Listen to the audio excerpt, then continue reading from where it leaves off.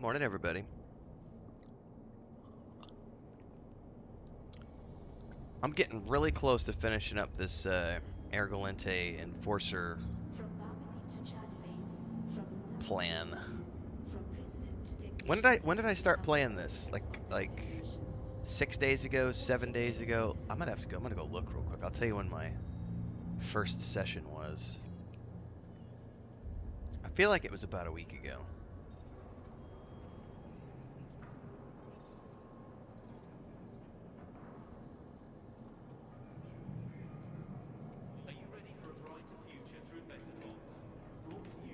A brighter future through better bots? Interesting. Oh, I see. Assassin just followed on Twitch. Coming over from YouTube to do some double dipping. Alright, when was my first stream? I'm very curious because I know I left this training while I was doing other stuff. I played on November 1st. Oh, so I guess that was 4 days ago. Because I actually started on the 3rd, so 4 days ago is when I started this. Trying out EVE Online. And I put out the beginner's guide yesterday, and I've got a request for other guides. So we're at least, I think the idea here is I'm going to play this game once a week. Maybe twice, but probably just once a week. According to the Twitch data, which is very interesting because YouTube has completely different analytics, and I love all the, YouTube's my main platform. But what's very interesting is that if you look at the data for EVE Online, there is a pretty big audience for this game on Twitch, but in the early morning hours because it's mostly a European audience. So I'm fine with that because that means on Saturday mornings when I get up and start playing at like 6 o'clock in the morning my time, I can come do this on like Saturday mornings. It is 6 a.m. my time. Yeah, there you are. I just saw you, Assassin. Caught you double dipping, man. Thank you for that. YouTube and Twitch. That's awesome. All right, let's we got to pick up where we left off, which is I think we're down to the last 3 or 4 missions from the Enforcer guy. So it looks like we got 3 more missions here. So it says, I've got something. After Wolf escaped your attack, he retaliated by commandeering a Federation Navy ship, manning it with his own crew, and starting a campaign of terror in the constellation. I need you to head out there and kill them all. I can provide you with a small armor repairer. Should help you against any damage thrown your way by Wolf and his allies' ships. Okay.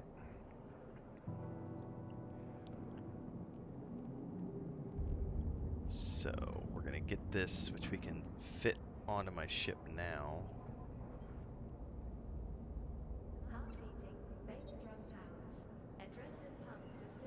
Okay. 70 hit points repaired per 5.4 seconds. I haven't needed to repair anything yet because I haven't faced anything that's done any damage to me, so that'll be interesting to see.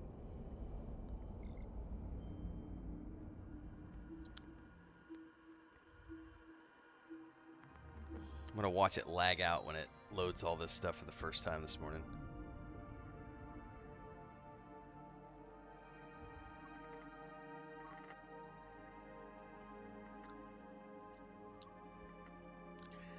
It's probably getting time to update my 7-year-old laptop. I probably need to think about that next year. But most of the games I play on the Xbox Series X, so I don't have to worry about, because I don't do a lot of PC gaming anymore. Mostly I just use it as my stream rig and my video content creation.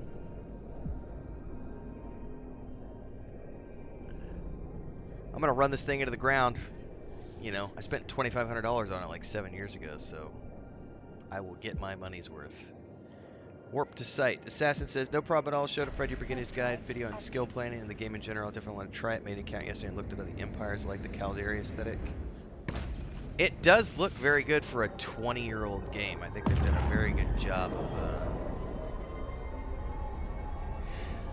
keeping it up to date. And I like the fact that someone like me, who's only going to play it once a week, you know, I can go free to play and then if I decide I really want to go in and go whole haul, I can do like I do with Star Wars: Old Republic and Lord of the Rings Online, which is pay a VIP subscription for like 3 months, play a 3-month block, and then go on to do other things. But I'm probably only ever going to play it once a week, so we'll see.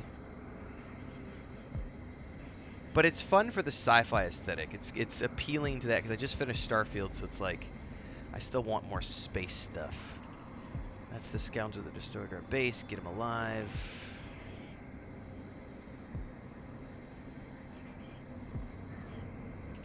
Alright, here we go.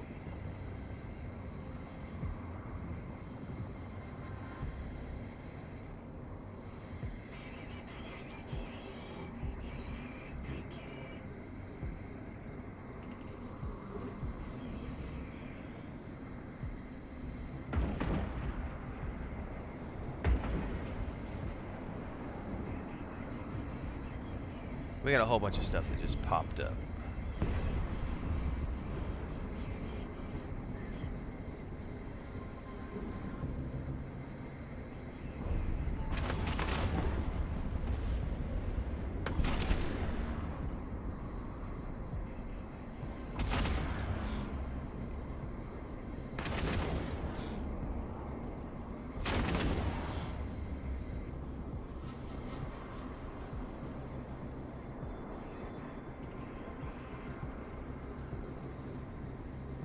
I wish there's a way to lock the camera onto the target so that it auto orbit or the camera would auto track. I wonder if there's a setting I can look at here in a minute once I finish these guys off. Assassin says, even if I'm busy doing raiding in Final Fantasy XIV, most evenings I can play this, like you said, once a week in a very casual way, not be worried about PvP because of systems like insurance. Is this a combat mission? Yeah, the whole Enforcer, the Enforcer storyline is all about combat.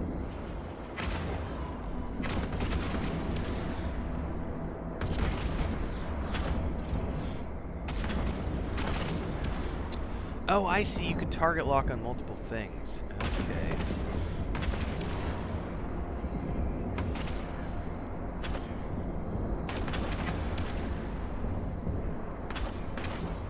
Out of curiosity, I don't seem to be doing any damage to these guys.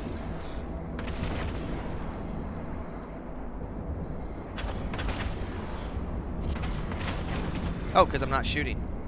Herpa-derpa!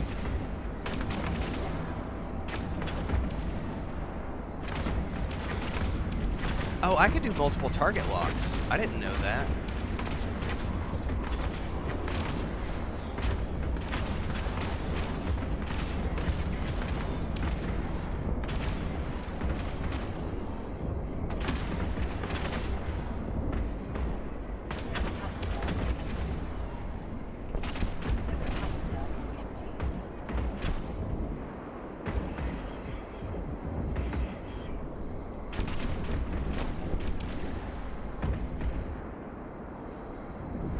Definitely taking a ton of damage.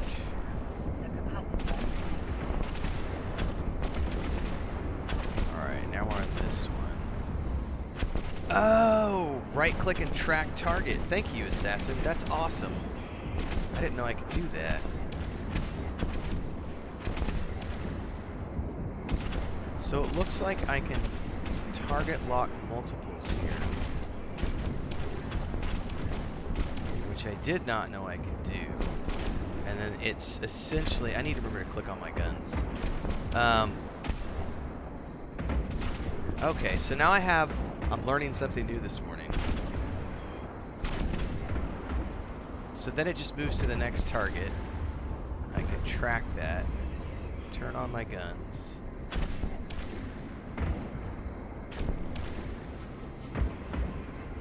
Probably need to remember to orbit it.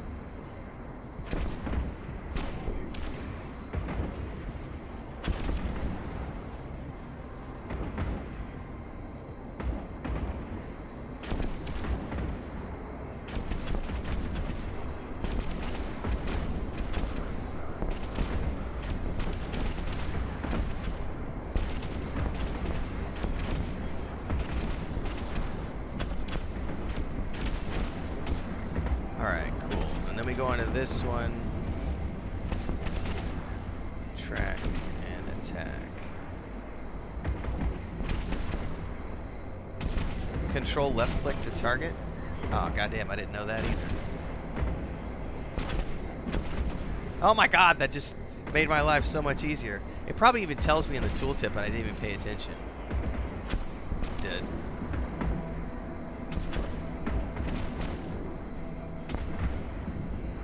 Awesome.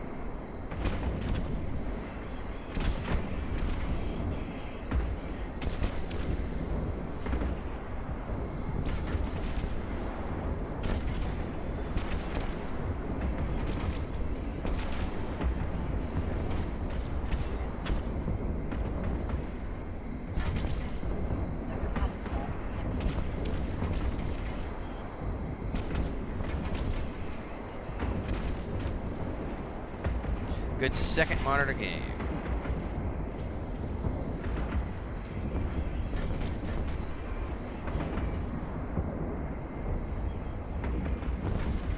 Where is my notebook?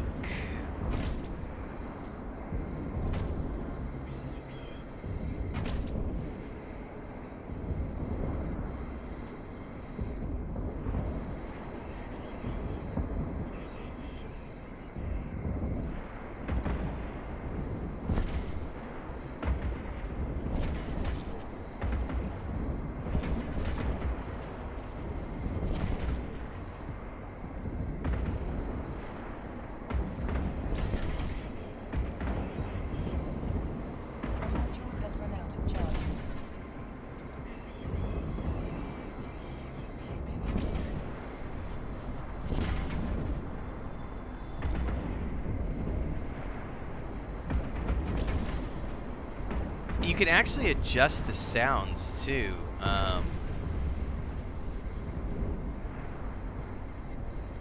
There's a setting here where you can do advanced audio settings, so you can like turn the ship effects up even more, the turret volume and stuff.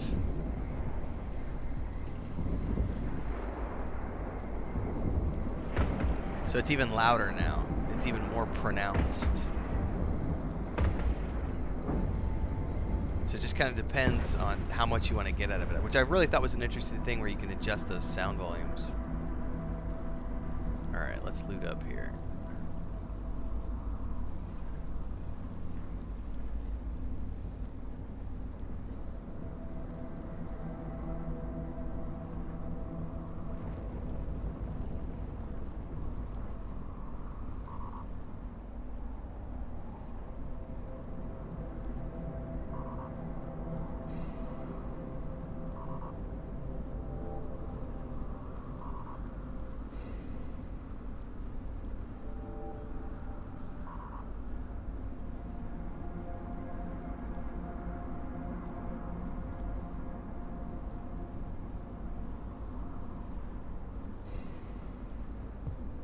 Alright, we've looted up, and we should be go to get back. Oh, you know what? That's the other one is.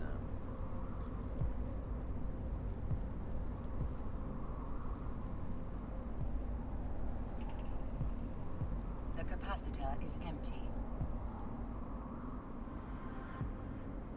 Warp drive active. Exactly. I like how hands off it is too. I think I talked about this when I did my first stream like a few days ago.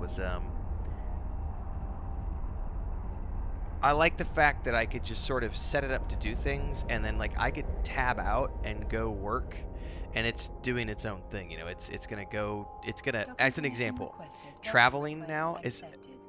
It's great because I can set it to go to the destination, and it might take 2 minutes, it might take 5 minutes, it might be whatever, but it'll automatically dock, it'll automatically jump, I think it even automatically uses jump gates. I might be wrong on the jump gates, But I'm jotting down little ideas here for a tips video. Because one of the things I didn't figure out, because a lot of this stuff they don't tell you. Like they don't tell you, and you have to like watch the tooltips, which I'm notorious for not doing. So like when you said control click, I didn't know that. That's a great tip to put into a video. But also the loot icon, I didn't know. I had to figure that one with trial and error, was that in the general window you can actually see when something has loot on it. So if you've got 12 ship remains out there, you don't have to. In my very first session, I was literally clicking each one of the ships, going to them, and only to find out it was empty. And I'm like, I literally said on stream, I was like, there needs to be like some sort of an icon, and it turns out there is an icon. It's just really tiny and it's not intuitive at all. So these are the little things I like to poke at when I'm putting together these beginners videos. All right, we're gonna turn in. We're gonna get some ISK. All right. It does. It does tell you. I'll show you that when we get to the next mission, Assassin. What do we get over here? Unclaimed reward. Oh, you also asked, have I done the other agent missions? I have not, but I did try this game several years ago, and I remember going through like 2 or 3 of the agent missions. So my objective right now with this character, because I'm literally just here to like explore the game and have fun in between the other things I'm doing, I'm literally just going to run all of the agent missions, the career agent missions. So I did Enforcer first because I knew it was going to give me a good combat ship.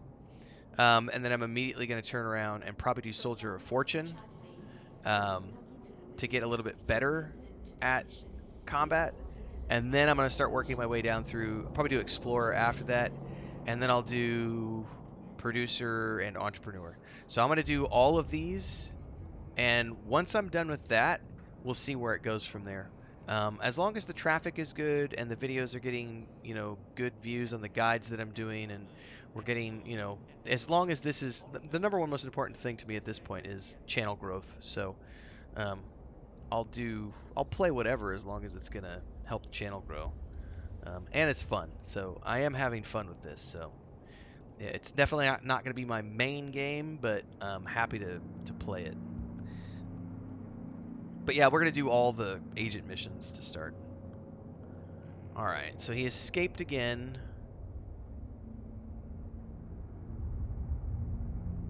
Some envoys have asked for safe patches. They're afraid of Wolf. They want a good pilot to pick them up and deliver them. You're it. Fly to the hotel and retrieve the VIPs. Then report back to your agent. So I'm going to get an overdrive injector system, which, what the hell does that even do?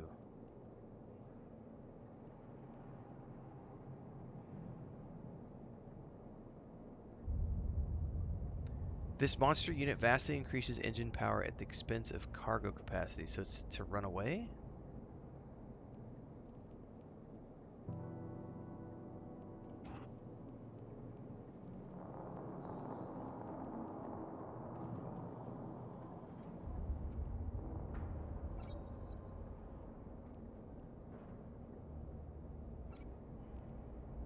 See something strange is a neighbor That's acting interesting. unusually or making inexplicably large purchases. Alright, let's undock. Contact the FIO and help keep our Federation safe.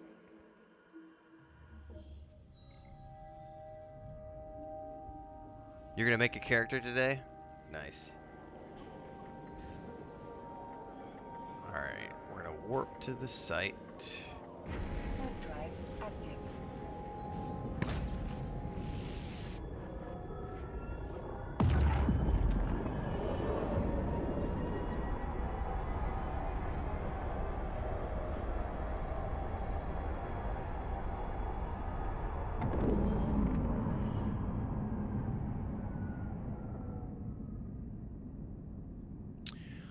Aura says, I detect no life signs within the habitation model, and the communication service in the adjacent security tower seems to be down. I suggest approaching the La Fleur Inn to have a better look. Its hull appears to be damaged, and there's a cloud of radioactive gas flowing through the cracks and filling the void surrounding the structure. The corpses floating around the inn are most likely people who were rejected through the track. Make sure you have What does that even mean? Make sure you have the large collidable structure selected in the overview settings so that you can easily find the structure. What does that mean? Okay, so it's already selected. Why would it not be? Aha. Okay. Well, how would you add something? Well, it's already there by default, so...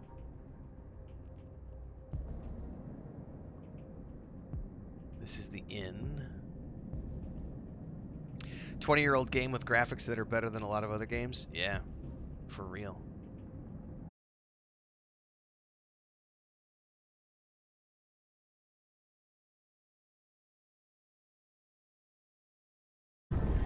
Good thing they don't follow me through warp.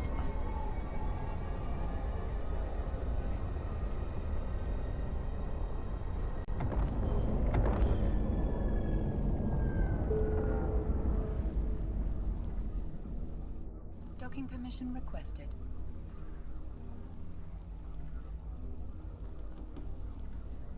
Docking request accepted. External factors. Oh, because I'm docking. Gotcha. I'm docking. Gotcha.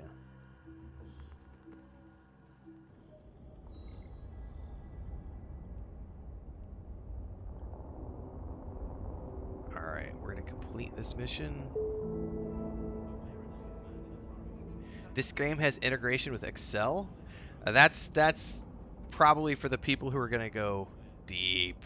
Deep. I would never go that deep. Alright, so we only found corpses. Alright, we've come across a narcotic stream suspected of helping fund Wolf's operation. Now time to find your way to your warehouse and destroy it. But be ready for a fight.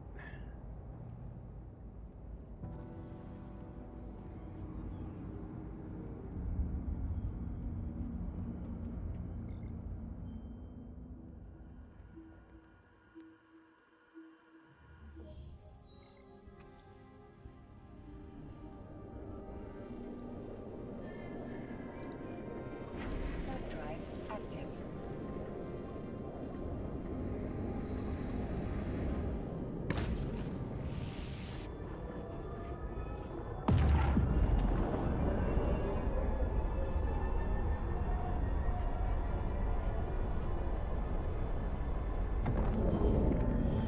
Alright.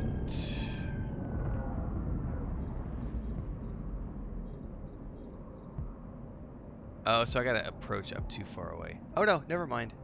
I guess we are closing in the acceleration gate. So this will be a curious one for me. Do I have to manually click the acceleration gate?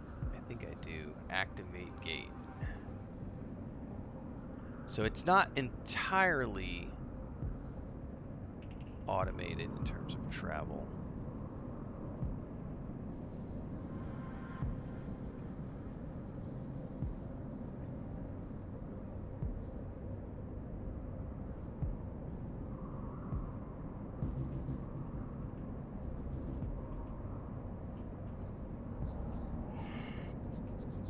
Ready for the hunt? Yeah. I need some more coffee though. Warp drive active.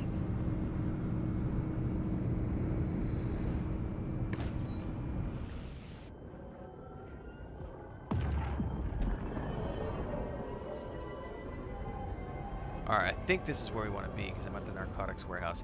I probably want to blow the warehouse up first. So...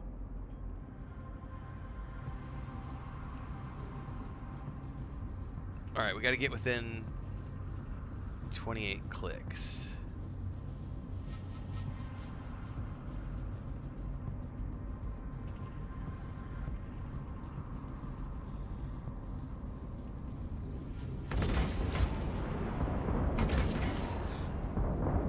Alright, we're going to go like the wind.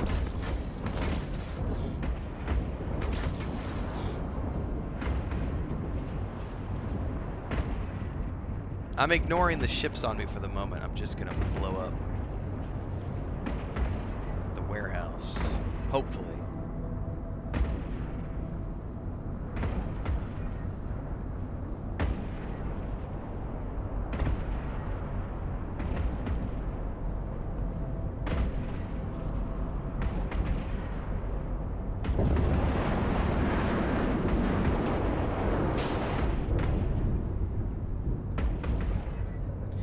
Man, that tip for tracking the target was perfect because now I could just I'm hands off now. I was getting a little irritated with constantly needing to swing my mouse around to pay attention to it. So this is really nice.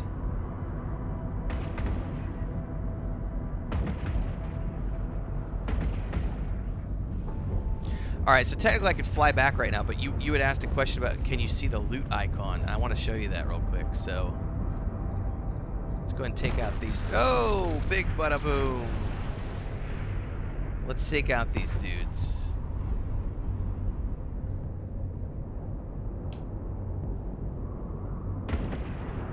Because then I can show you the loot icon if I get one that has. All right, it just pinged, which is great. All right.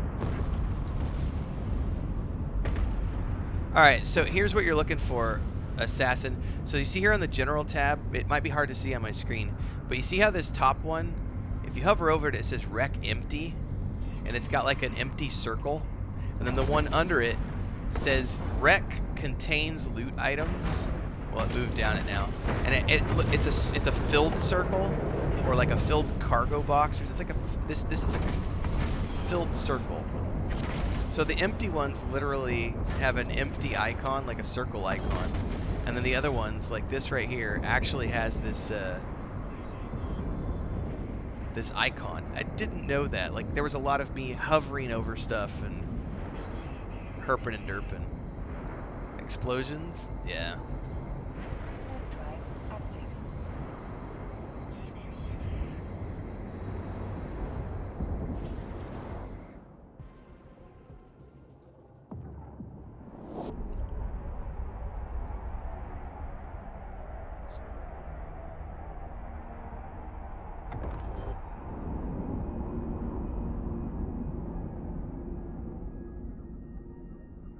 Docking permission requested. Docking request accepted.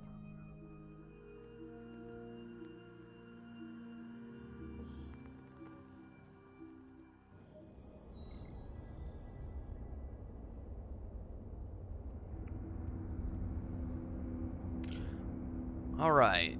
Complete mission.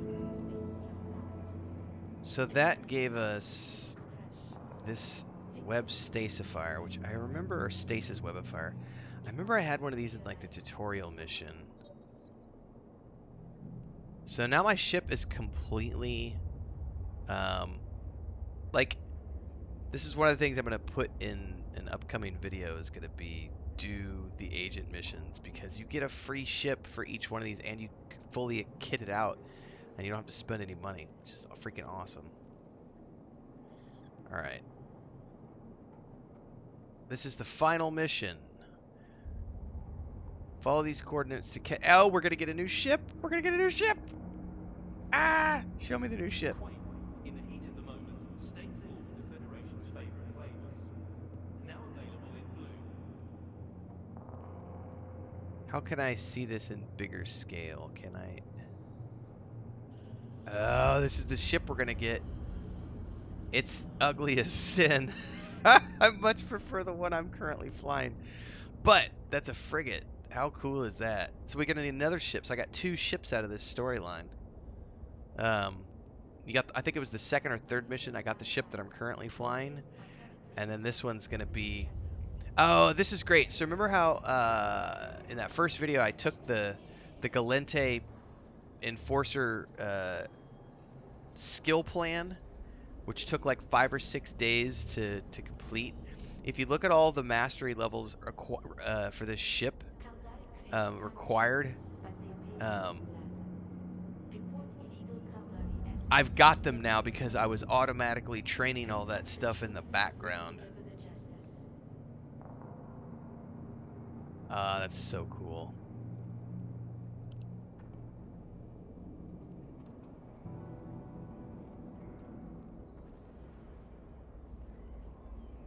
Oh, I got the ship right away. Oh, hello.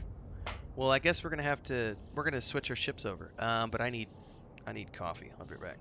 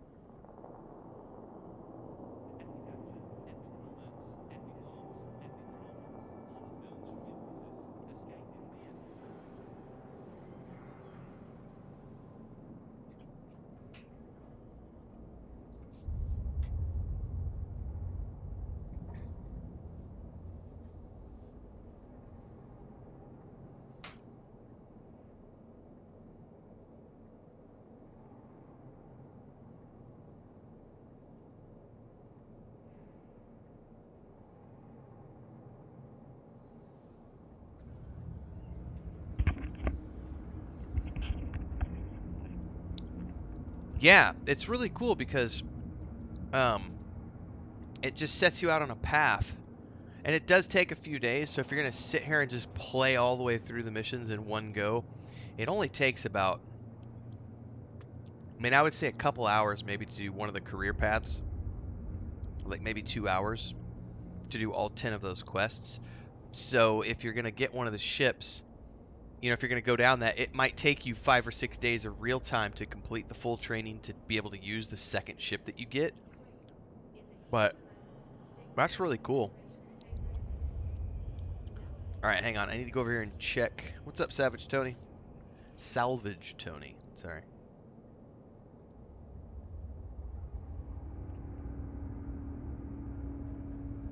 Thought it said Savage Tony. I'm looking over at chat.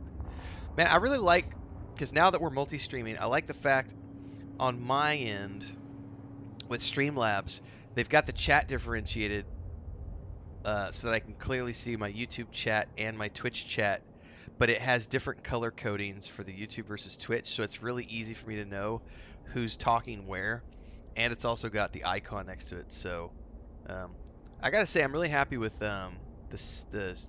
I've been using Streamlabs for years, but I've only ever just streamed on YouTube because YouTube is my primary platform. So now that we're multi-streaming, it's really cool that I can quickly and easily see at a glance.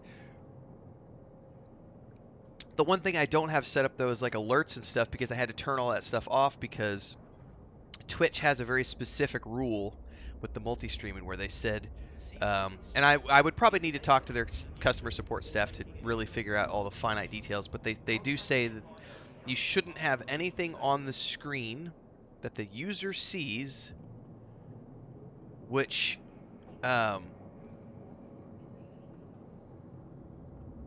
you can't have anything on the screen that the user has seen which takes them out of Twitch and promotes whatever other platform you're streaming on. So as an example, my alerts notifications, which I've always used, which were set up for YouTube, like when someone does a super chat or follows or does a super sticker or joins as a member, there was always a visual notification that popped up on screen as well as an audio cue that everyone would hear.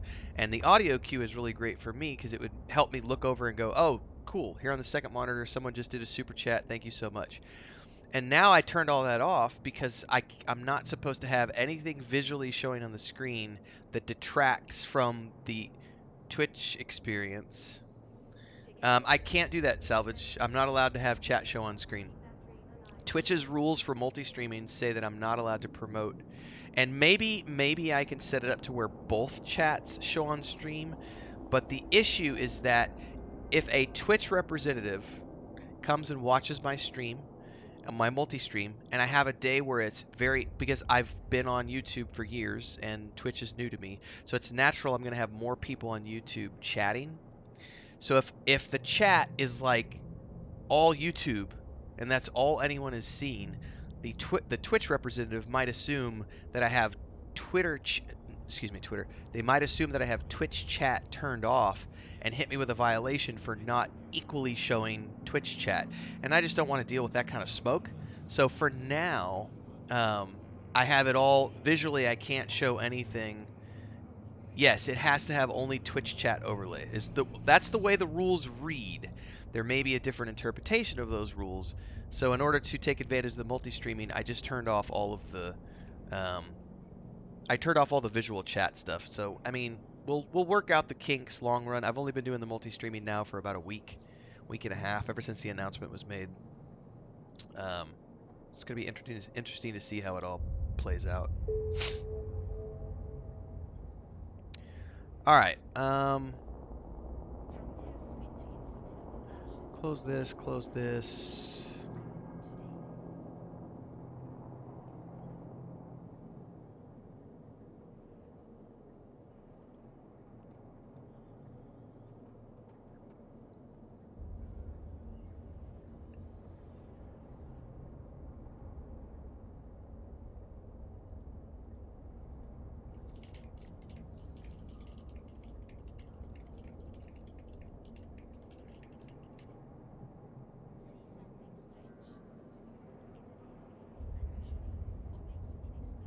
All right, we need to switch our ships over. So the first thing I want to do is assemble the ship.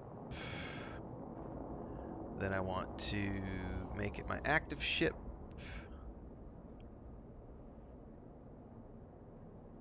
Then I'm going to strip the fittings off of the apron. And we're going to put all the fittings on. Now, where did it put them? Here we go. Stream Supreme Court cast to see our Federation's justice in action. Justice may be blind, but democracy is transparent.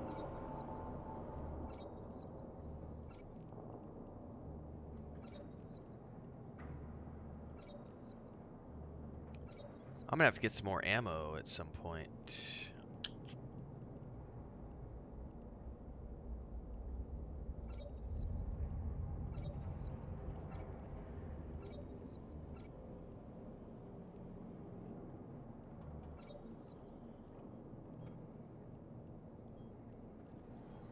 Can I multiply? Can I select? Oh, I can. Hell yeah.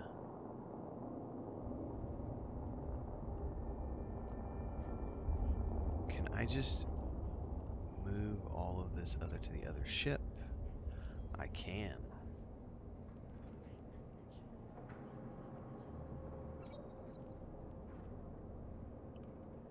Right. Okay, so now I need to insure my new ship.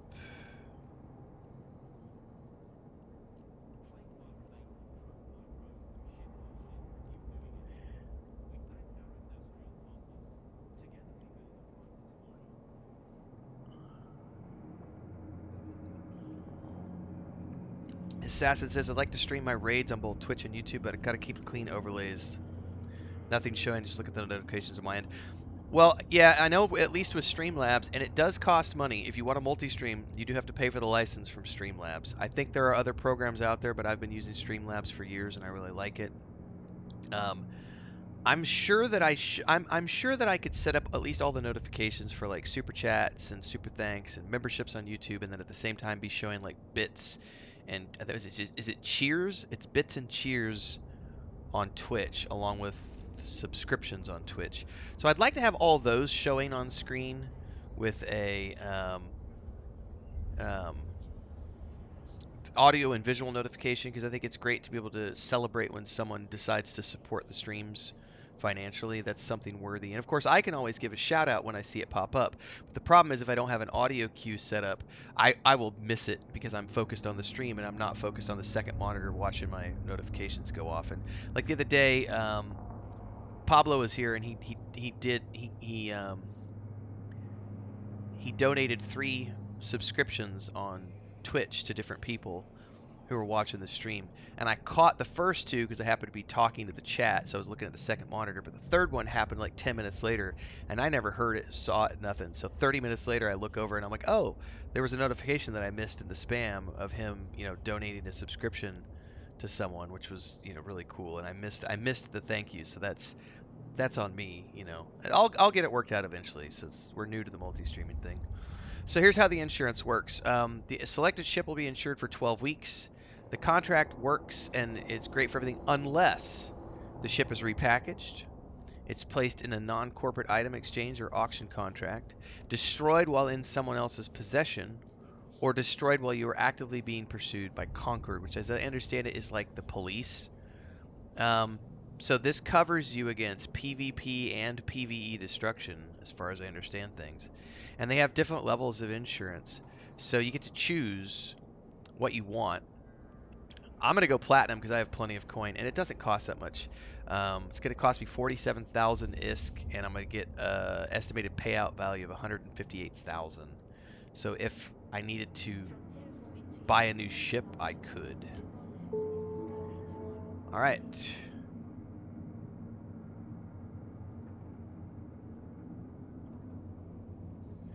Now this one, I need light drone operation, which I don't have, to be able to use the drones. But the good thing is, if I look, I think it's the See something strange is an right. Ooh, that's a good question. Do you lose modules? Yes. You only get It's not that you get the ship back, you get coin. You get cash. So that would allow you to then go buy a new ship and buy all of the fittings that would go into that ship. At least that's how I understand it. Salvage Tony says it complains about the drone in your cargo. Oh, because I have a drone in my cargo, but I don't have the drone training. Gotcha. What I wanted to look at is I'm pretty sure. Let me go back over here to the agency. I'm pretty sure the Soldier of Fortune one. It tells you to do the Air Galente Soldier of Fortune training. I'm pretty sure. All right, this one doesn't. It's only gonna require me to take 3 additional skills because I've got all the other ones from this base one that I'm still doing, which I think this one still has 16 hours. So this one will be completed by tomorrow, and then I'll start the I'll start the next one. One of these has drone training. But like the Galente Bounty Hunter is going to take 12 days. And I'm missing a bunch of skill books, which I'm assuming are things I need to find in the wild. So long term.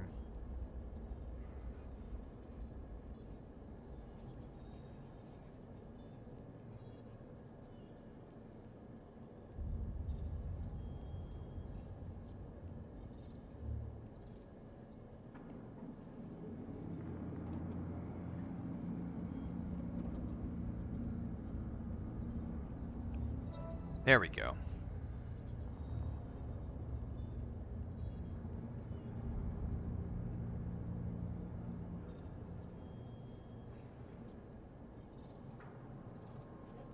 Why not? I'll put it into my skill rotation.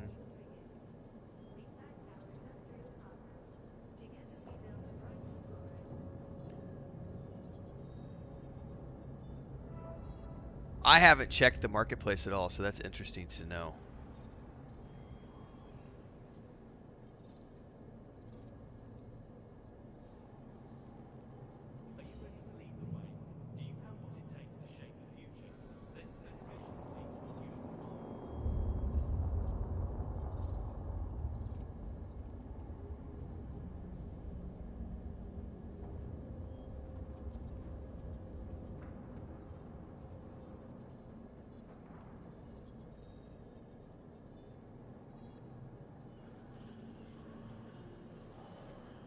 Oh, this is okay. I don't want to do that.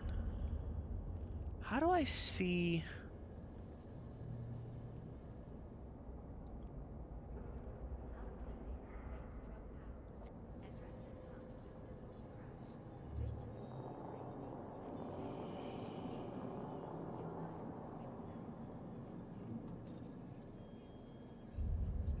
Okay. All right. Well, this is my new ship, this frigate. We have one more mission to do.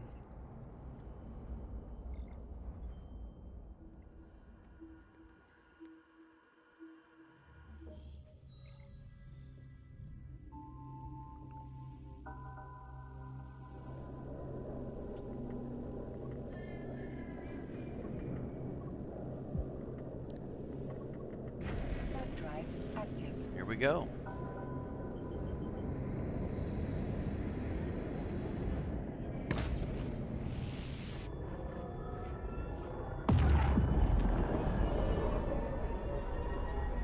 Right. No, I opened up the cash shop by accident. I was clicking on something.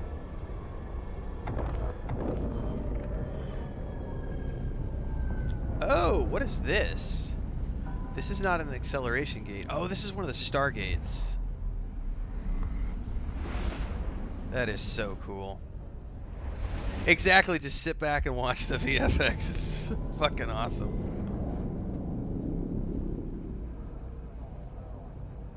Oh, so this is the one where it was just flashing at me. So I think I actually have to manually click.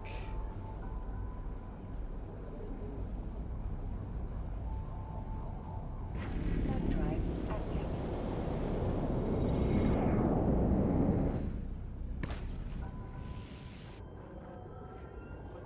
Oh yeah, thank you for reminding me. That is another tip I can write down too.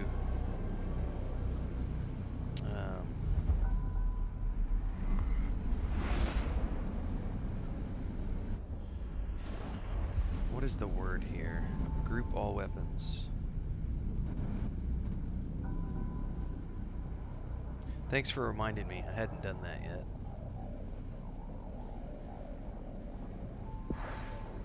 Thanks, Tony. I appreciate that.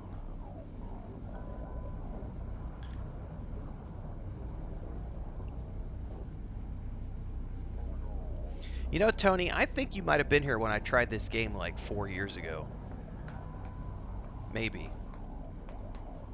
Your name seems slightly familiar. Because I did try this game. It's been at least 4 years ago, I think. But I only played it for, a week or two. But I remember there was a couple of people in chat. That was before I started my YouTube channel, actually. Oh, I need to click the jump button. Warp drive active. So it says to keep modules that need attention in top row, always on modules in second row, and cram the passive modules to the bottom right. Got you. Oh, you can adjust those? Hold on. See, so I can... Are you saying I can drag? Oh, holy shit. I didn't even know you could do that. Ha ha ha. I had no idea you could do that. So you can drag these around. Oh,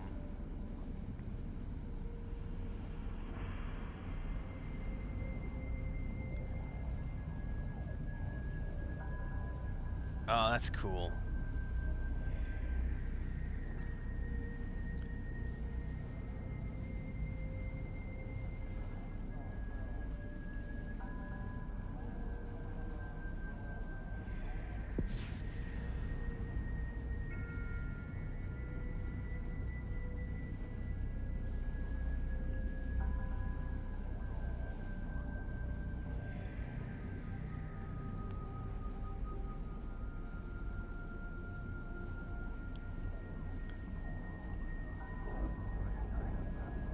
Warp drive active.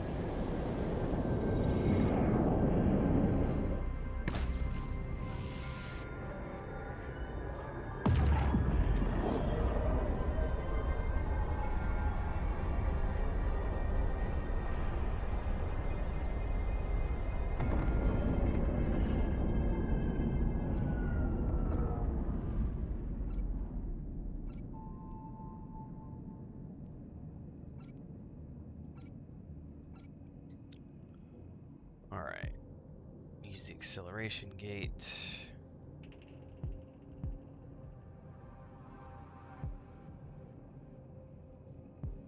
Right. Hot bars.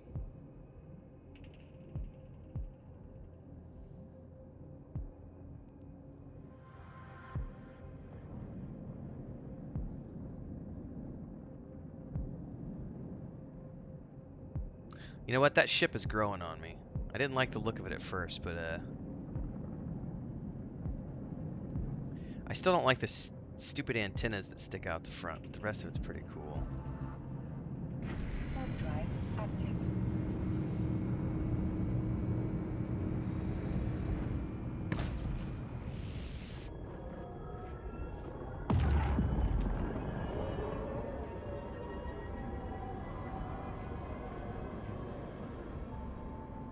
All right.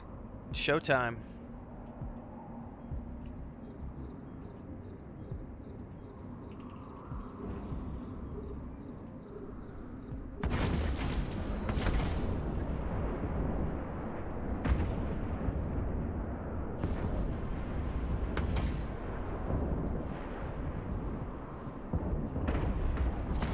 Oh my goodness.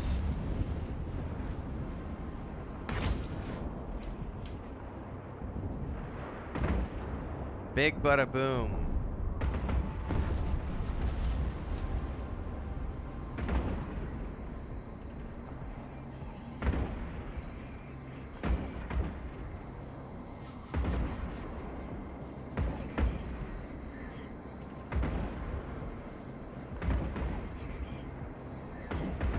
It's a cute tiny killer ship. Yeah.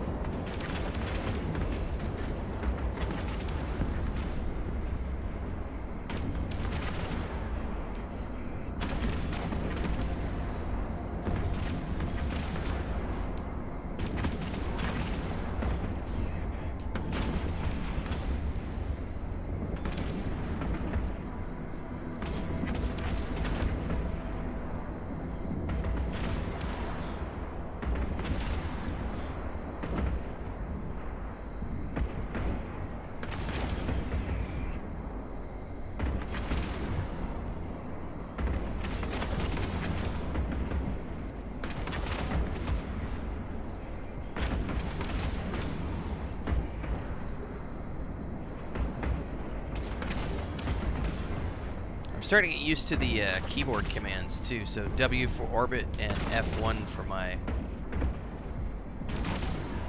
target lock.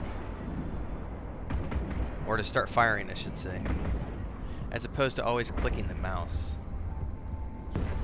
Alright, so we have now completely cleared everything, but now we gotta loot up because there's loot all over the place.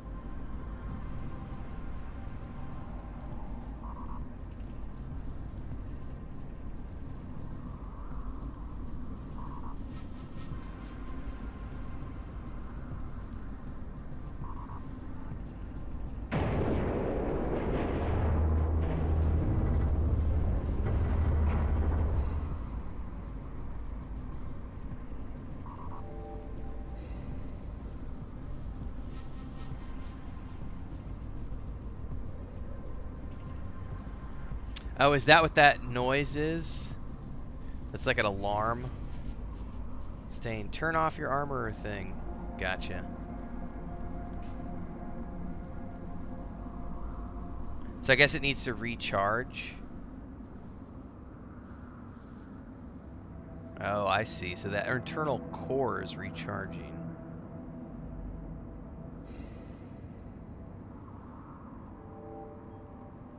Hang on, I did loot all.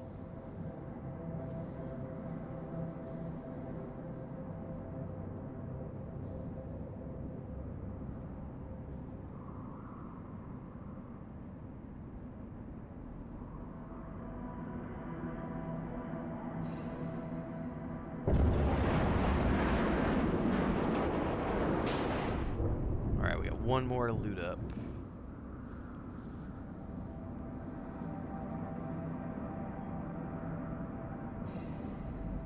Alright. I think we've looted everything on the board. Time to head home. This was the last mission in this series. The orange crosshairs in the middle of health, that's the capacitor assassin. That's what Tony was just mentioning. So my armor module was complaining because I guess anytime you're running an active module, it drains your capacitor slowly. And so once it's completely drained, it has to refill. It's okay. So Tony says it's your space mana.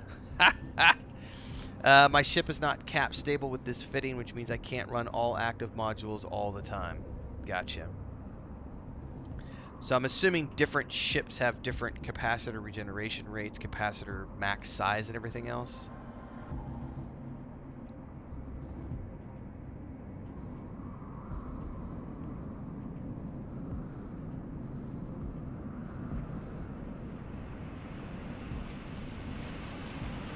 Space mana, that's brilliant.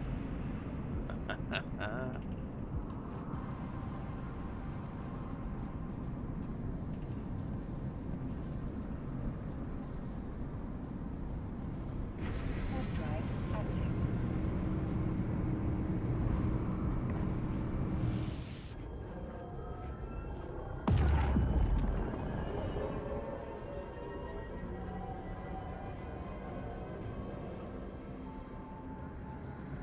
Oh, I'm gonna have to take out some dudes.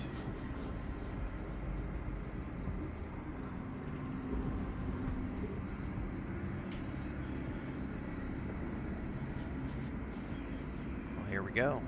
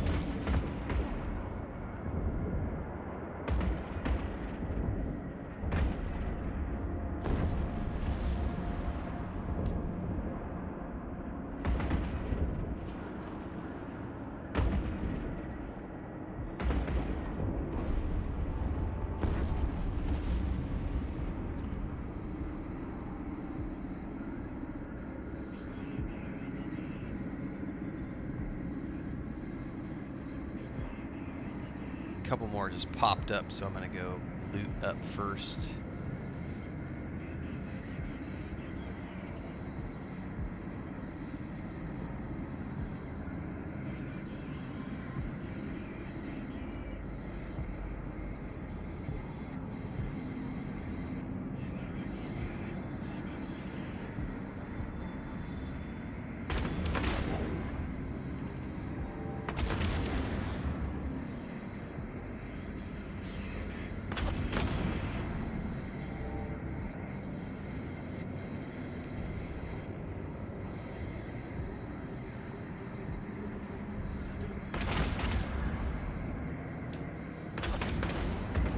All right, away we go.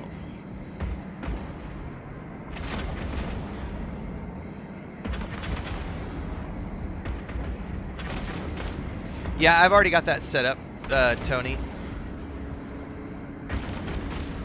I've got it set up because I already adjusted the orbital range, which is 3,500. I think my guns are 3,400, so I set that up the other day.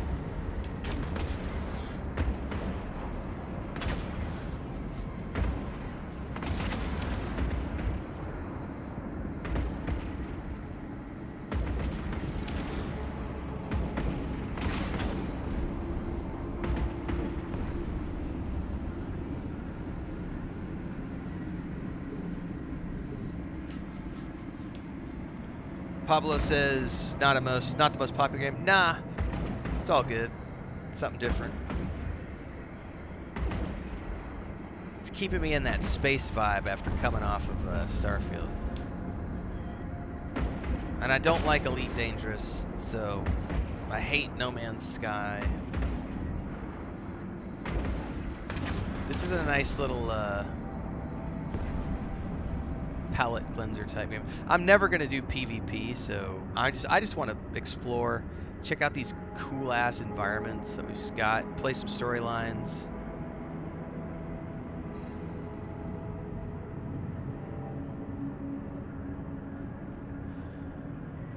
I've been told that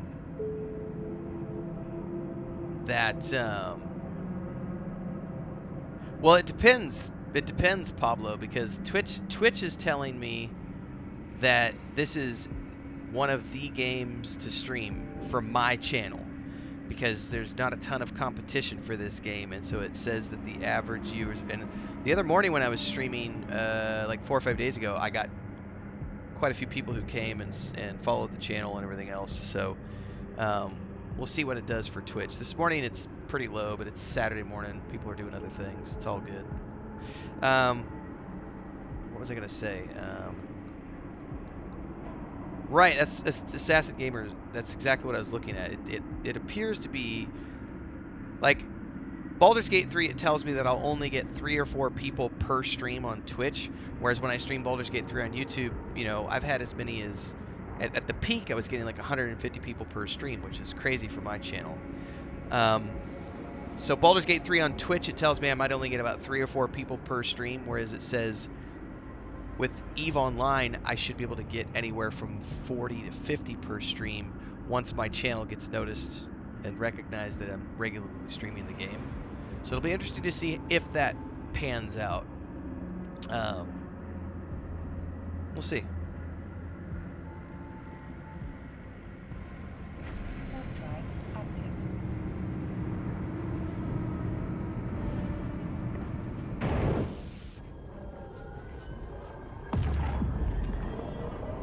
Sabat says you gotta at least try Abyss at some point. It looks great in EVE. Oh. Ara says, I've located your target in this area. He is not, in fact, inside the stolen Navy ship. He's in the Stasis Webify tower attached to the outpost.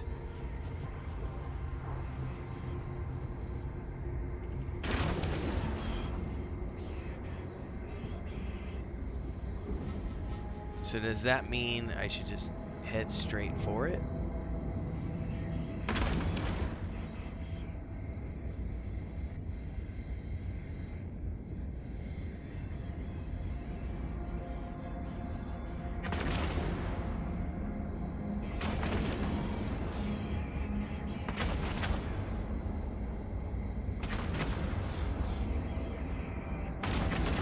I'm gonna ignore the other ships if I can.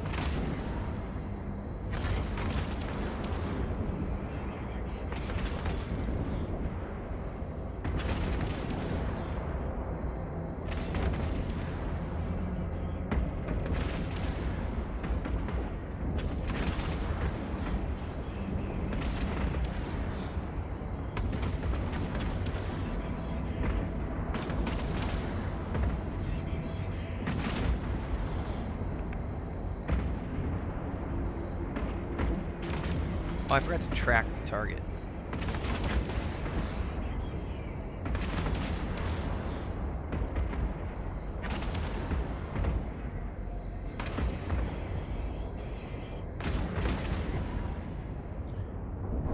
Okay. Big bada boom. Where'd he go? Wreck.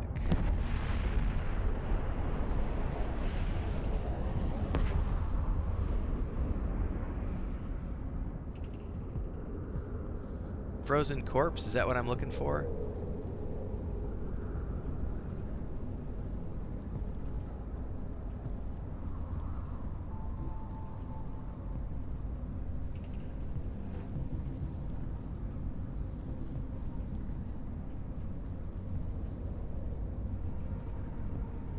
Do I need to destroy it or do I need to pick it up?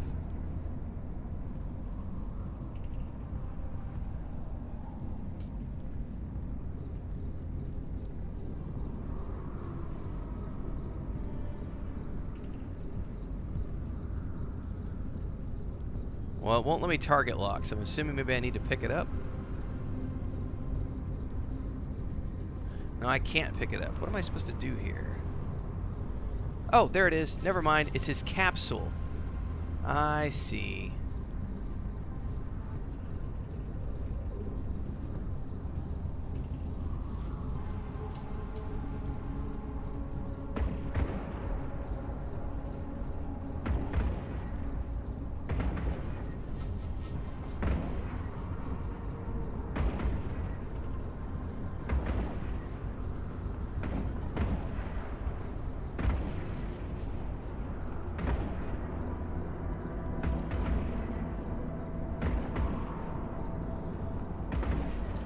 That's a wrap.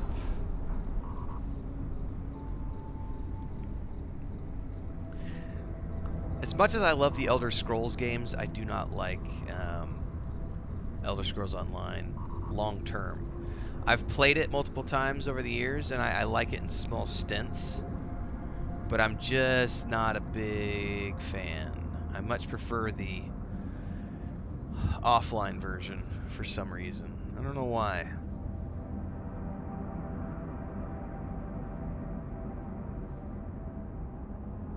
Baldur's Gate 3 was very good for, 3-4 months, but we're moving on to Rogue Trader next. That's gonna be the big one. That's gonna be our December month is gonna be Rogue Trader. We had a pretty good turnout last night for Wasteland 3. But in February I will have been doing full time on YouTube for 2 years. And I do pretty good. Our bills get paid, which is great. But I've never considered myself a streamer. I am a content creator first and foremost, because about 85% of my revenue comes from the ad revenue from my YouTube videos. So all the uploads, all the guides. I do all the beginners guides, the ultimate beginners guides, the tip guides, the strategy guides, all the guides I do for the games I play. Star Wars: The Old Republic, Lord of the Rings Online, stuff like that. All the Pillars of Eternity 1 and 2, Dragon Age Origins, Solasta, Baldur's Gate 3, that kind of stuff. All those videos pay my bills. Streaming is a secondary for me. Streaming has always been a way for me to interact with the people who pay for memberships on YouTube and support me financially with memberships, and also to just interact with people as a general whole, to interact with my audience.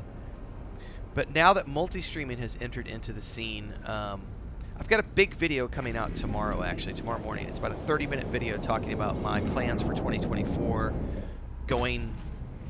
starting to pivot to streaming on a regular schedule, probably hiring an assistant to come on board and take care of like video editing and clip shorts and all my moderation and stuff like that, so that I could focus more on streaming more frequently to try to grow my audience. And maybe I'm not necessarily pivot, but definitely start streaming on a more regular basis. I really like the way Co Carnage does it, but Co Carnage is a big dude who has a lot of followers, or a lot of, he's got a team around him.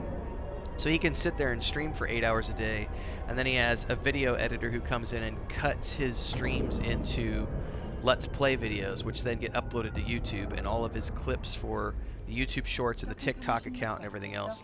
So I think that's going to be my 2024 strategy, is to start to try to stream regularly and maybe pivot to, I still hesitate to say become a streamer, but at the same time, my primary occupation is content creator on YouTube.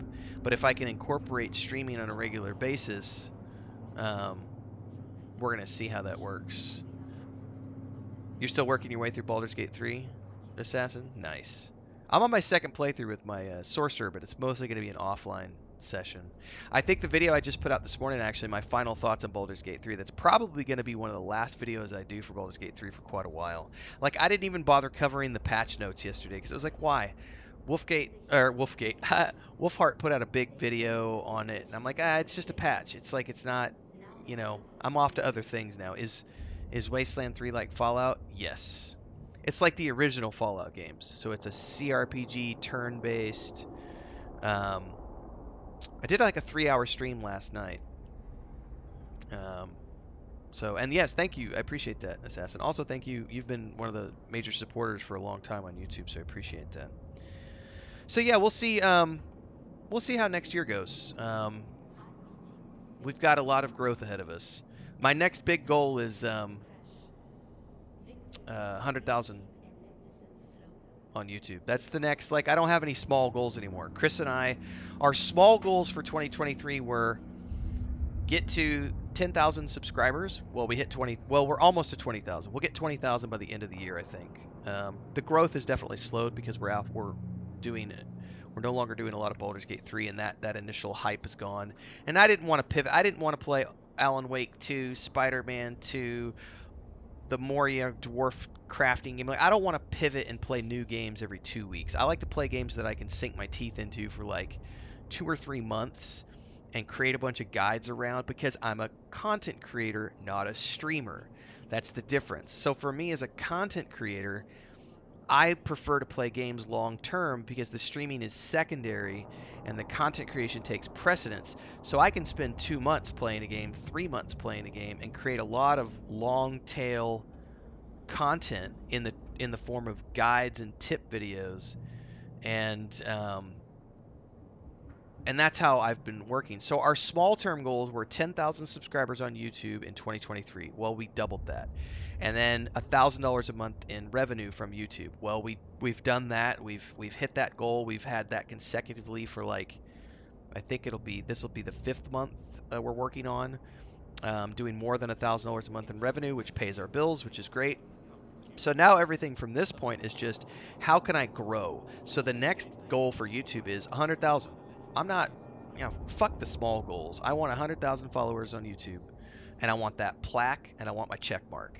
So that's my next big thing on YouTube, is get to 100K so I can get the plaque, the check mark, and that'll be the next big goal. And then I think right now internally we're discussing, if I can get to 5,000 followers on Twitch by the end of 2024, I will consider that to be a soft target for my Twitch goal. I don't really care about Twitch partners so much. If I can get there, great. But at the same time, it's nice to have a soft target to shoot for and say, it'd be nice if we can get to 5,000 followers by the end of 2024 with Twitch. But just getting going with it, I did try Twitch years ago, which is why I have a built-in, I had 120 followers or something when I started multi-streaming. But those were from 4 or 5 years ago when I first started the Twitch account, and I got affiliate status right away. I think it only took me a week to get affiliate status. And then I didn't like it because they didn't have all the moderator tools, and I was getting spammed by a lot of dipshits putting granny Granny Corn links and stuff in my chat. So Twitch has gotten better about the moderation stuff. So, um, are there any JRPGs? No, I don't really dig JRPGs, to be honest with you. All right, I get another ship. Oh no, that was if I accept the mission. All right, the Federation is grateful for your service. Thanks to your combat expertise, excuse me, one less scumbag to worry about. If you would like to further your career and advancement, there are agents hiring around the cluster. I've heard the Sisters of Eve are looking for capable pilots. Check out the Blood-Stained Stars for more information. But if you'd rather broaden your skill set, you can start a conversation with any of the other career agents in this station. Thanks for everything. Good luck out there. What are the Blood-Stained Stars? Tab, Agents and Missions, Card, Epic Arcs.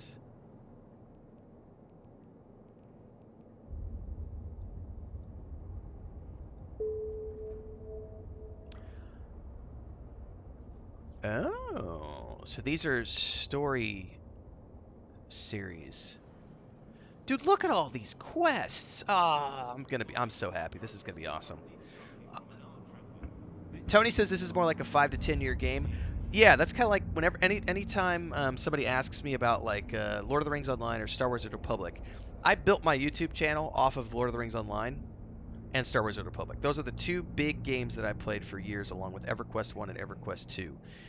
So I've done a lot of the traditional fantasy MMORPGs over the years, and I always tell people like, if you're going to come into those games now, they're 15, 20 years old. You'll get the free to play accounts for those games are going to give you 5 years of content. So just go free to play and have fun. And what I usually do with like Star Wars: The Republic and Lord of the Rings Online is anytime because I'll go back about every 12 to 18 months to get to like play the newest content. So I'll just go in and drop a 3 month subscription to go VIP and just play for 3 months, clear all the new content, and then I'll go away for another year and a half and come back and do it again. And as long as those games stay alive, I will keep playing those games until they sunset. And if I can get that same amount of enjoyment out of EVE Online, I'm more than happy to add EVE Online into the rotation. I never did before because my mindset was different.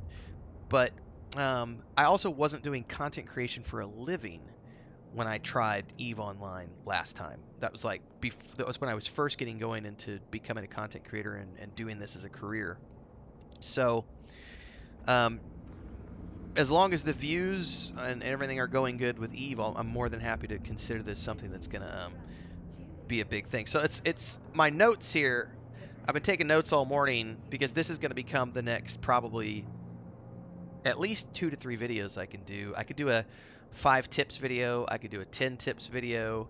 I can do a video on configuring the hotbars. I can do one on keyboard shortcuts. I could probably spin this out into 10 guide videos for YouTube just from this one session. So this is the thing I really like about playing games like this from a content creator's perspective, because I can come in and create content around it. And the best thing is it doesn't matter if I am a new player to the game. From an algorithm perspective on YouTube, the algorithm picks up on these as being guides that are new, and so they're relevant to 2023, and so those get kicked up the algorithm chain, which is great because it pays the bills. And then from a streaming perspective, now that we're multi-streaming on Twitch and YouTube, I've got a potential new audience that comes in and says, oh, here's a new guy playing EVE Online. I haven't seen this face before. What's he doing? And then people go look at the other featured videos and highlights and everything else and go, oh, he plays Baldur's Gate 3 and he plays Wasteland 3 and he plays, MLB The Show and Lord of the Rings Online and Star Wars. I like Lord of the Rings Online. I'll go watch his Lord of the Rings Online content. So it's all a win-win for me. Epic arcs are like the main story sections. Sisters is the first one. Cool. Well, we're not going to do those yet. We're not going to do an epic series arc because I want to do all of these career agents, and as I understand it, they're all here in the same station, so I don't have to travel anywhere to do these storylines.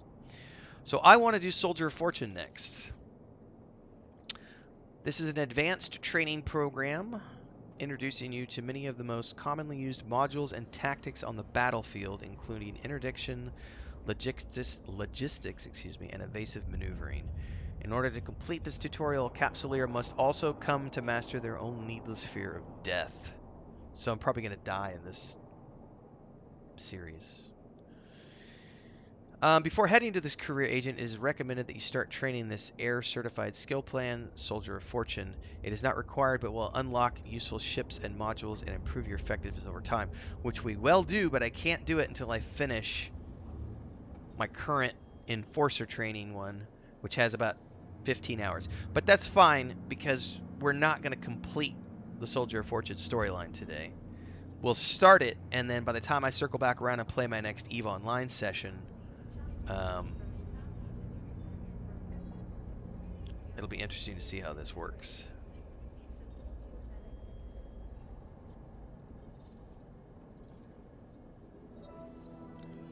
Ooh, what is this? Free Air Enforcer Expert System. Helps you fly Punisher, Tormentor, Merlin plus 9. What does that mean? Will survive pod death. Is it like a buff or something? View Expert Systems.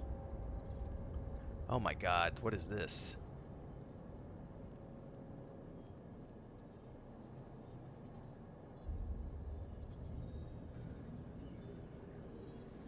Heart beating, bass drum pounds.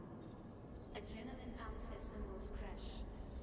Victory, breathe deep and let the synth flow. Iconics, your life, your So it's like a buff, Tony? Grants you skill levels for some time. It says expires in 2 days. So I'm assuming I just click. Buy and train all missing skills provided by this expert system. Do I just click it? Available for remote injection. Costs 7 million ISK. How much ISK do I have? How do you see how much cash you have? I have 35 million. Let's do it, I guess.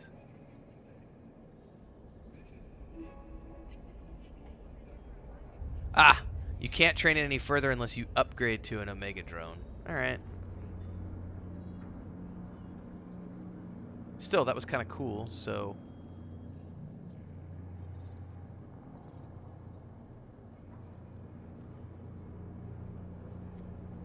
Very groovy.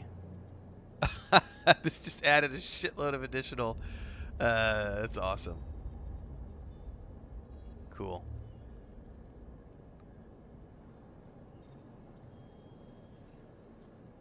Alright, thanks Tony. The blue underline is currently trained. Okay. Alright, let's close all this stuff down here real quick. Let's go back to this agency window.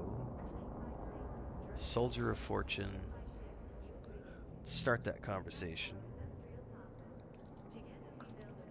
I need more coffee, so let me double check here.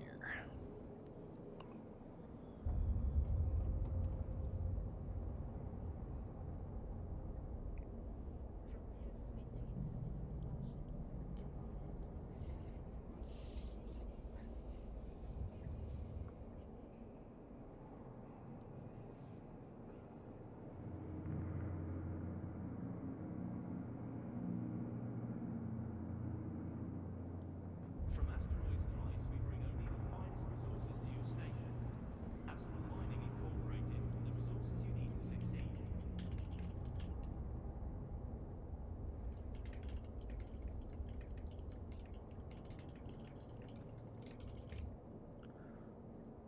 We'll get rid of some, we're going to answer some comments over here on the morning's video, because this morning I published my final thoughts on Baldur's Gate 3.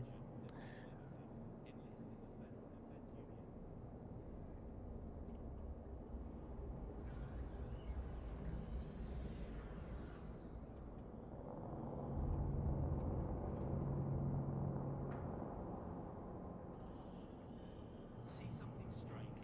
Is a neighbor acting unusual or making inexplicably large purchases? Contact the FIO and help keep our Federation safe.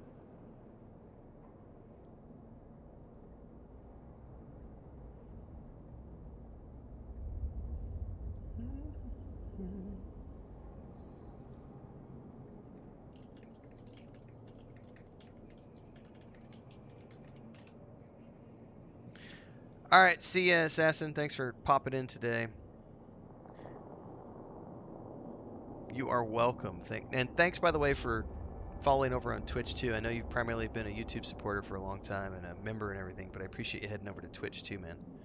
Supporting the In growth. trying times, the last thing you need is a partner you can trust. Trust Be a safe out there.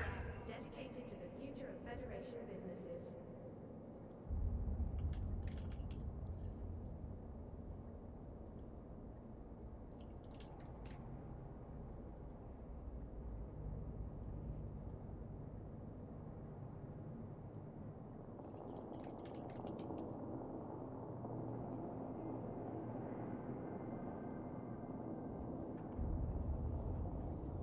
Electoral dates upcoming for water authorities and biomass distribution oversight. Remember, participation is freedom's guardian.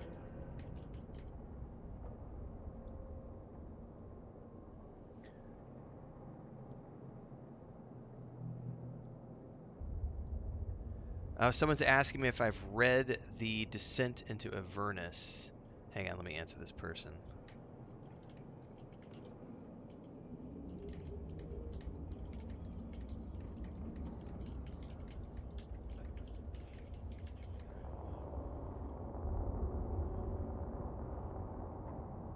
Okay, you're gonna post your name in Discord later on when it's all set. Oh, you're Eve Online? Awesome. Cool, man.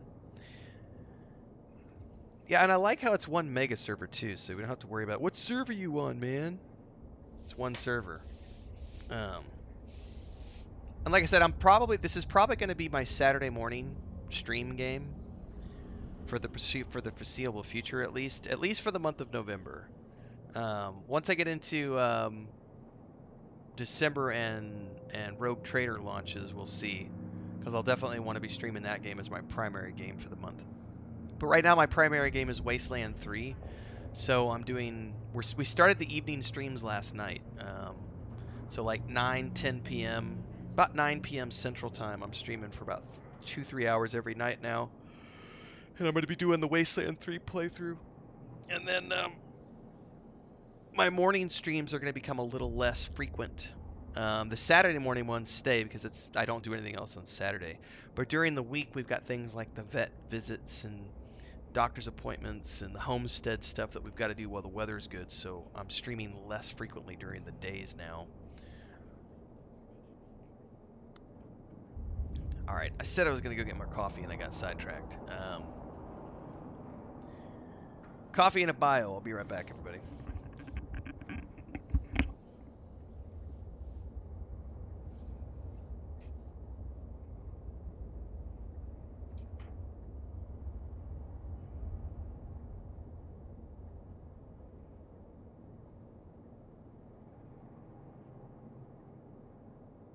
Calgary creds come cheap, but they're paid for in blood.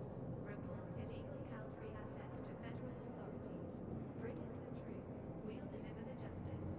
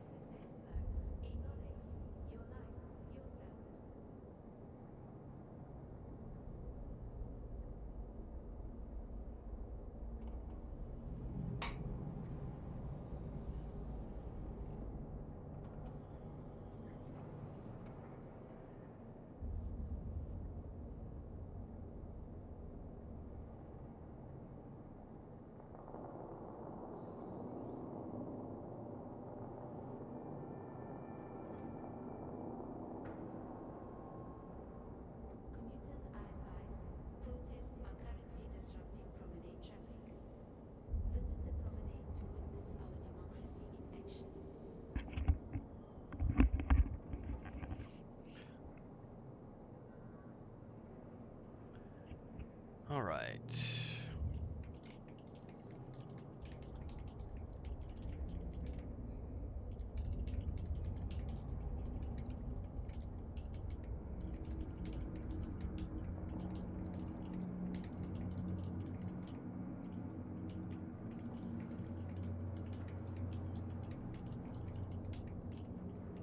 From terraforming to interstellar propulsion, Duval Labs is discovering tomorrow, today.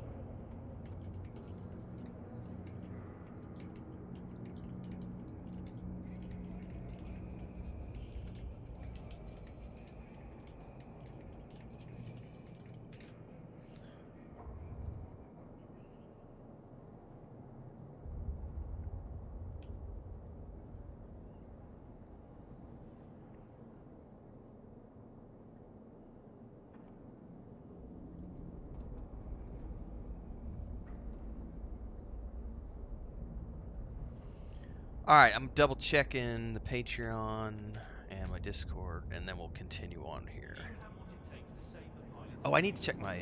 I need to see if Then I've got any updates from my Federation artist.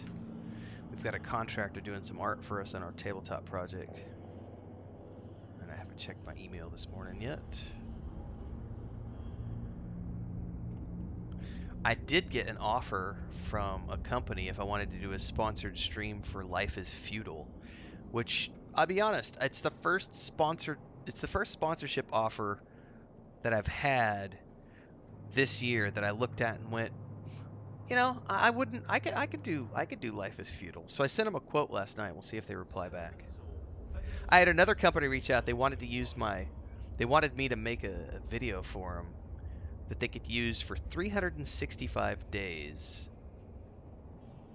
to promote their game. And it looked like a quirky, fun little game. So we'll see. I told them I'd be willing to do it, but I quoted them at an obnoxiously high price because why not? You want to use my face and my likeness in your ad campaign across all your social media for 365 days? You need to pay me. Like, pony up. That's the best part about being where I am as a content creator is I make enough money to pay my bills, so I'm not a starving artist who's going to be like, please give me $500. It's like, no, no, no, no, no. You want to use my face and my likeness? I want 75 grand. You know, I want 100 grand. I want, you know, I want to get paid. You don't want to pay me, then you can fuck off with that little pennies bullshit. All right, episode 1 of the this is the Soldier of Fortune storyline. From Kentucky to Luminaire, from president to technician, we are all citizens of this federation. Support your fellow citizens. All right, I've been told you want to learn some of the more advanced aspects of warfare and combat. I do. A friend of mine has been summoned to a face-to-face meeting by a local pirate. Okay.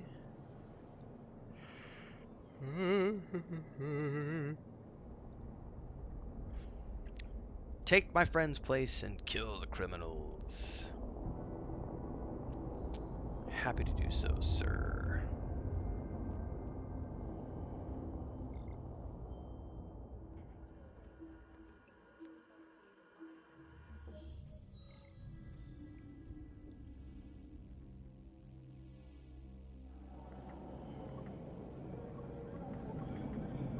Web drive active.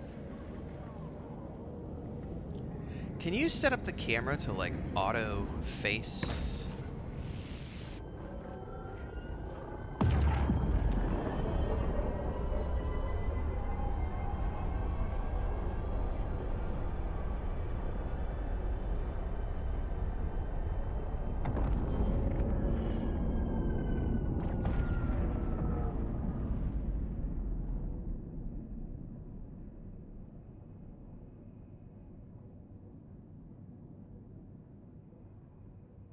Oh, yeah, I'm gonna auto reject dueling invitations. I don't want to do that at all. Oh, cool. They've got shortcuts. Well, I don't see anything in terms of the camera. What I was curious about is if there was a way to like auto focus. Maybe it's auto track my ship. Is that it? Is that the button to auto-track my ship? Is that the one I was looking for?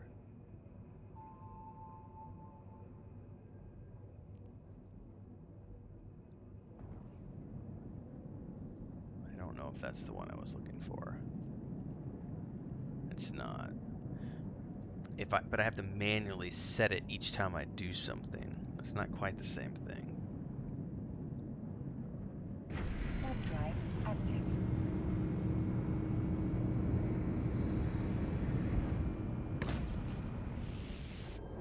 But it is doing what I wanted it to do. But the problem is the moment I go to track another target, it's gonna, or do anything else, it's gonna take me out of that experience.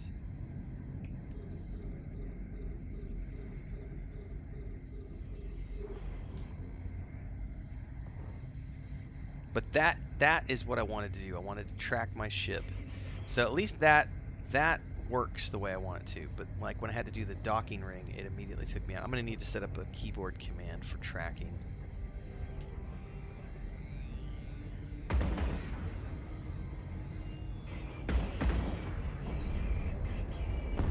We got multiple targets jumping in.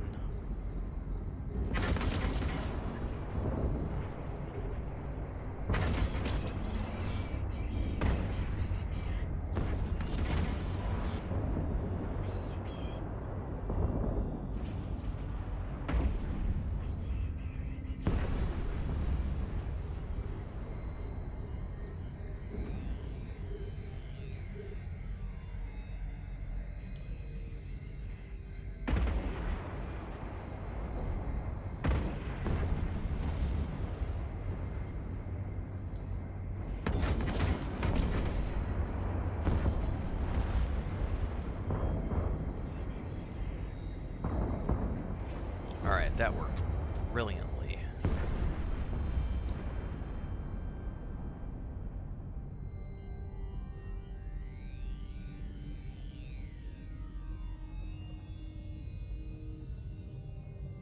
Alright, perfect.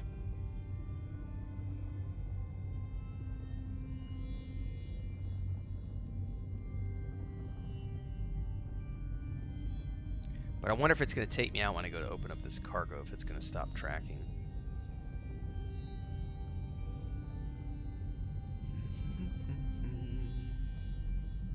Oh, you know what? I don't want to orbit. I want to approach, because orbiting is going to keep me too far away to loot. No, I'm still tracking. That's awesome. Okay. Warp drive active.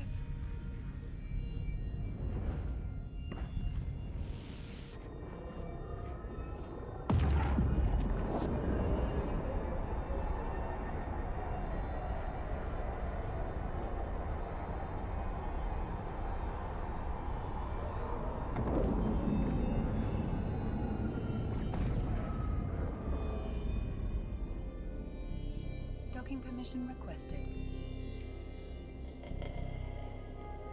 Docking request accepted.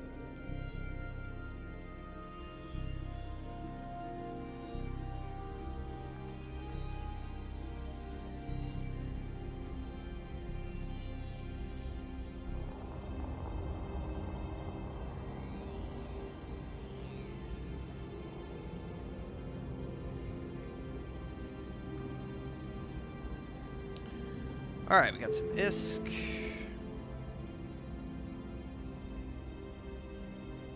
Alright, let's go to the next mission. Okay. We've discovered the headquarters of the pirate group you dispatched in your last mission. It's time to take them out for good. I'm going to give you a frigate loaded with proximity-based explosive charges, and it's your job to fly it directly into their headquarters. Fly the frigate your agent gives you into the pirate base. Once the explosive charges inside have been set off, your assignment will be complete.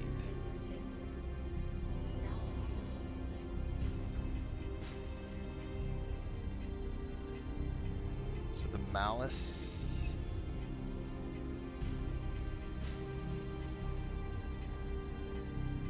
Make active. Okay. That's a cool looking ship, and I gotta blow it up? No!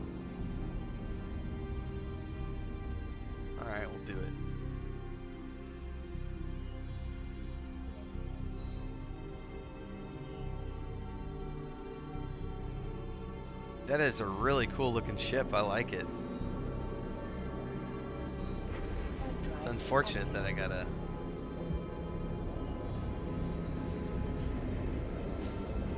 Wait, do I have the charges on me? I hope I do. Otherwise I'm flying out there for no reason at all.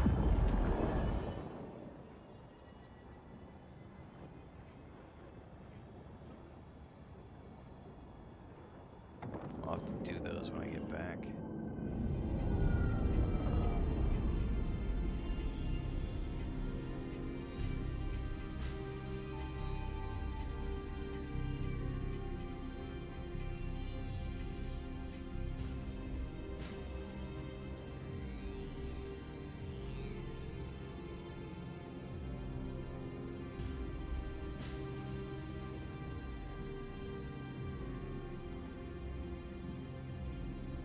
Warp drive active.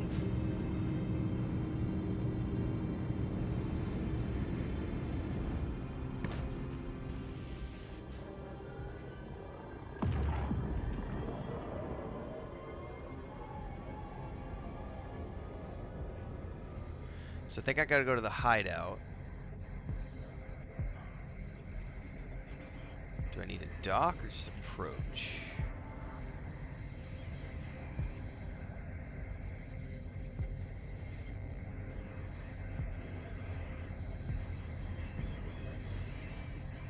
I wonder if it's gonna be an automatic thing. About to find out.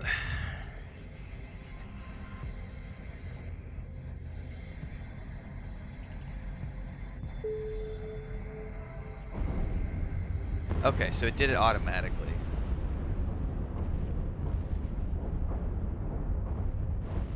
Alright, now it says complete mission, so I'm just in my pod. Warp drive active. Very interesting.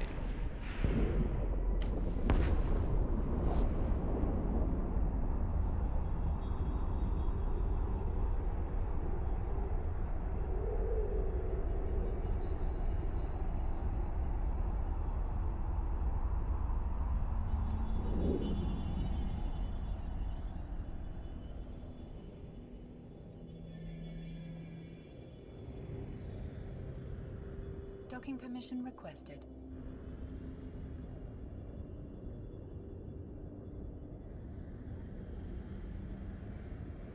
That's pretty interesting how you can do missions that are literally just go blow yourself up. Docking request Because you accepted. can't die because you're a clone, right?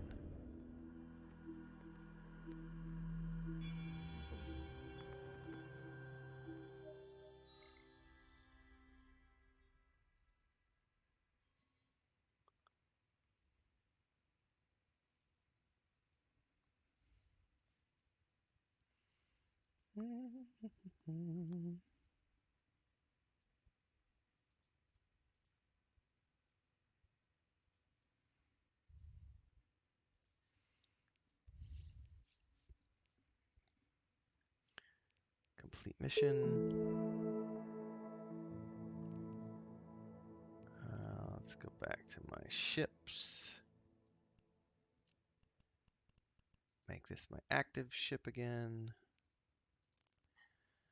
All right. Next mission, an interdiction called warp disruption. When activated on another targeted ship, these modules tackle it, disabling its warp drive. It only works if you keep your target within the module's range and can overpower its warp strength.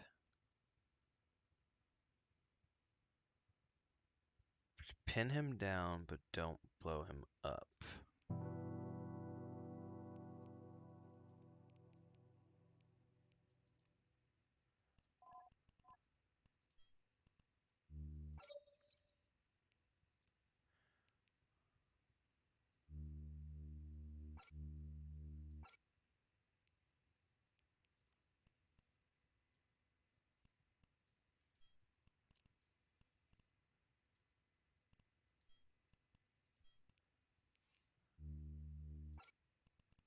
Okay.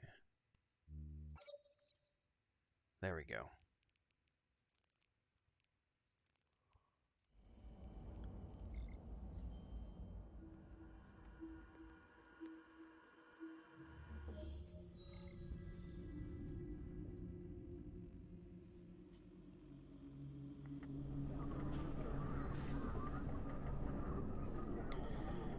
away we go. Warp drive active.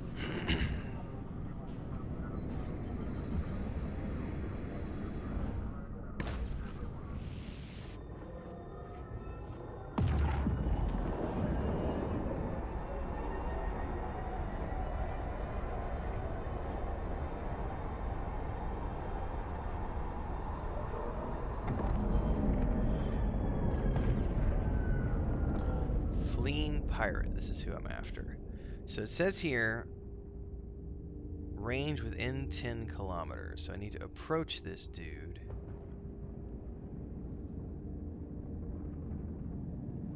I got to get within 10 clicks and use the stasis web of fire.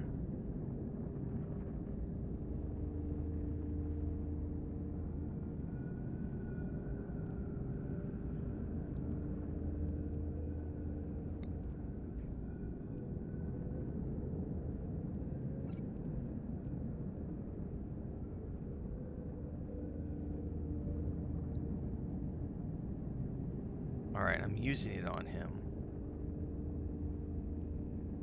No, I'm not. I'm using the wrong one. Civilian warp disruptor. I was using the wrong one. Sorry, guys.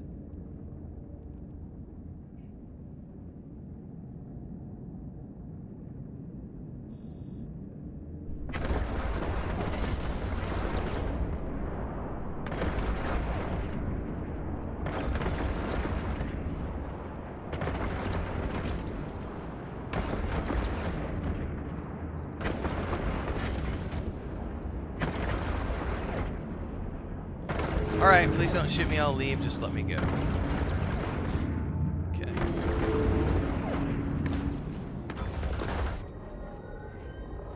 So I had to target him for that to work.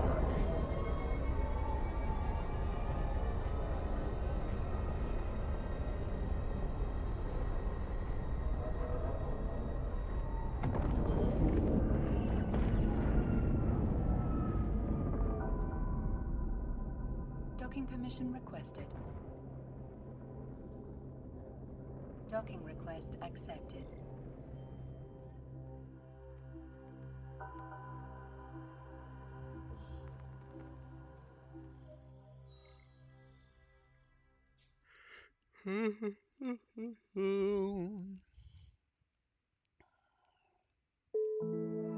Money, money, money. What's your next mission, brah? Civilian small remote armor repair. I already have one of those. Need to go repair somebody's ship.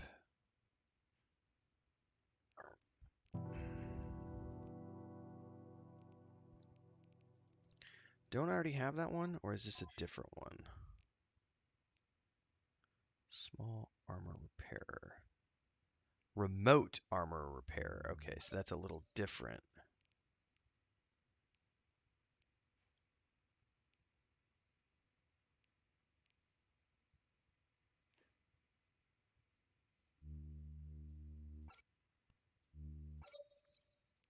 Oh, okay. Hold up. So I would maybe get rid of the mining one, because I'm not doing any mining right now. Where would I put this? Is this going to be... Where does this go? It says no free modules. Is it going to go in a weapons slot?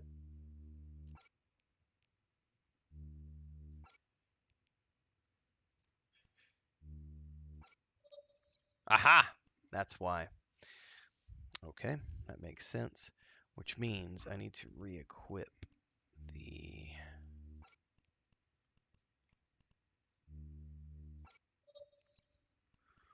mining laser and...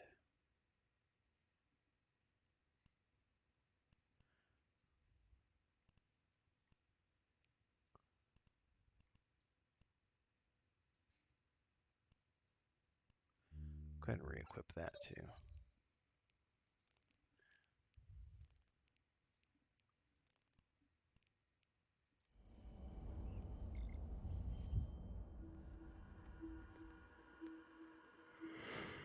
Okay, let's see here.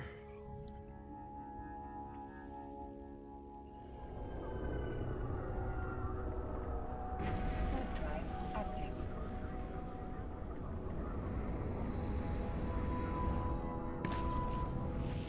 Away we go.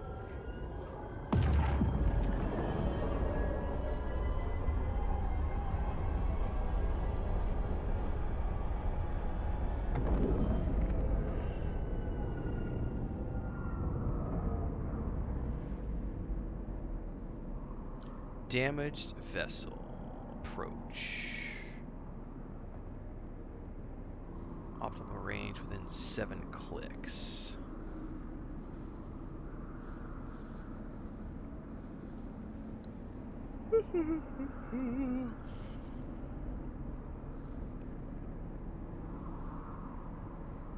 So I guess this allows you to heal other players. This is essentially like a heal mod.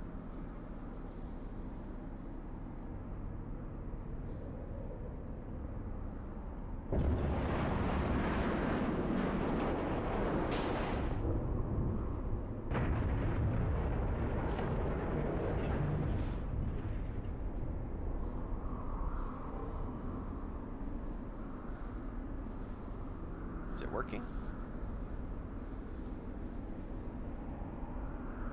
Oh, I probably have to target him just like I did. Okay, okay. Yep, there it goes. I accidentally turned it off. Basic Simpson armitage once again. Thank you. I owe you. I'm getting out of here. Okay. Now, can I change fittings on the fly, or do I have to do it? Yep. In a station.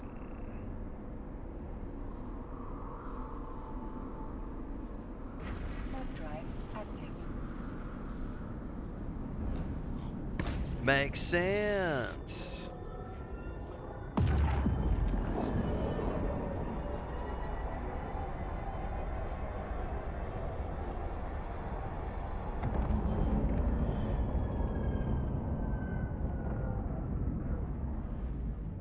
Docking permission requested. Docking request accepted.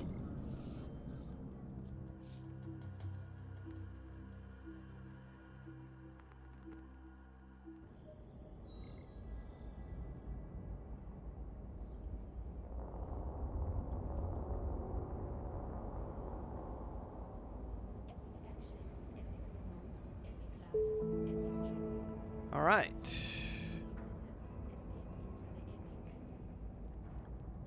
What did we get?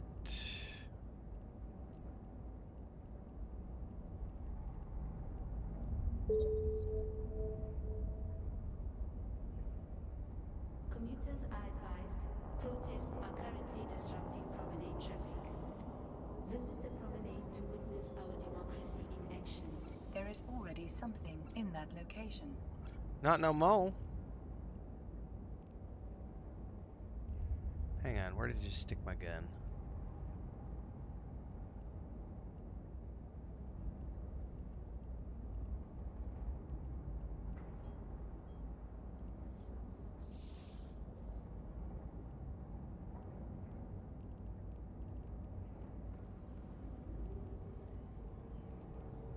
Where did it put it?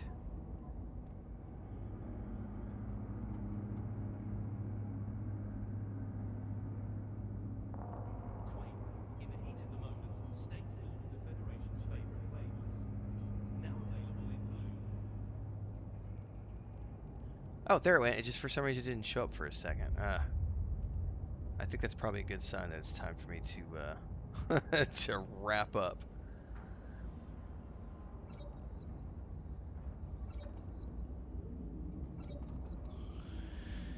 We have been going for a couple of hours, so that is a good stopping point, everybody. I will be back tonight at around 9 or 10 p.m. Central Time. We are currently doing a playthrough of Wasteland 3, so for those of you who want to hang out with me this evening, you can see me there. Saturday mornings, we always do early morning streams. Looks like we'll be doing EVE Online, at least for the rest of November, until we get into December and Rogue Trader launches. Lots of videos coming out, so check out all the playlists over on YouTube. And for the live streams, we are multi-streaming now on YouTube and Twitch, so you can follow along, pick your poison, support however you can.